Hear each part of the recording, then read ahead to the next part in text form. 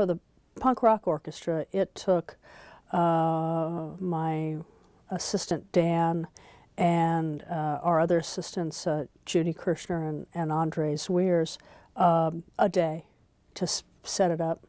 You know, our room kind of empties out after every session because the kinds of things we do are different all the time. So pretty much they start with a bare room. And then they set up the chairs and the music stands and the microphone stands, and then put the mics out and then do all the cabling. And they work from a chart that I've done that shows the microphones that I want to use and any kind of other equipment that I might want to use.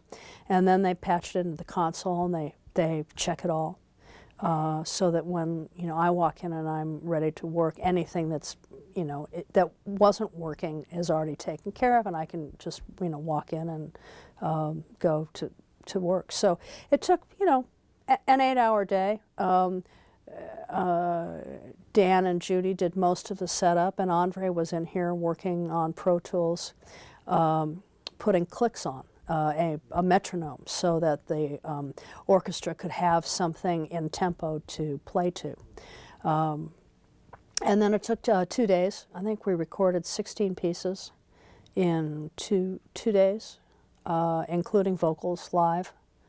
So, you know, I mean, sometimes it takes longer. Most of the tunes are 3.5 minute songs. It's about 55 minutes of music in 2 days. And we'll probably spend a day editing it because sometimes the orchestra can't play it all the way through perfectly, so we might take half of it and re-record that again, or if there are tempo changes where it gets faster or slower, sometimes we'll pick a point and just start from there, and then it has to be combined together to make one take. And you know, other projects we could spend 2 weeks in here working on just the instrument tracks without even doing vocals or mixing. Some of the stuff I mix after everything's been recorded, and then I have to rebalance things. Sometimes it'll take a couple of days, sometimes it could take 2 weeks. With the punk rock orchestra, we recorded them all at once, but we will have a day where some of the singers will come back and they might re-record some of their vocals. A lot of times when you're doing a record, you try for really great vocals at the same time, and sometimes you can get that.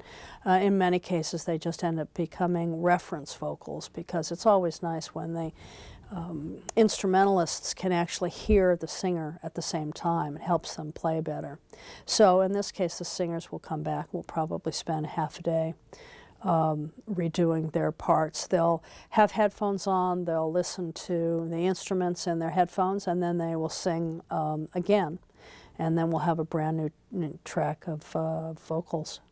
And sometimes the overdub process, if it's a pop record, that can take weeks on its own, because you'll have guitars and, you know, I mean, it's a different style of recording with pop recording, where you start from the basic tracks of just bass and drums and maybe a guitar and a keyboard, and then you'll add other guitars. You might add saxes or horns, and then you'll put on vocals, and then you'll put on backgrounds, and everything's layered like that.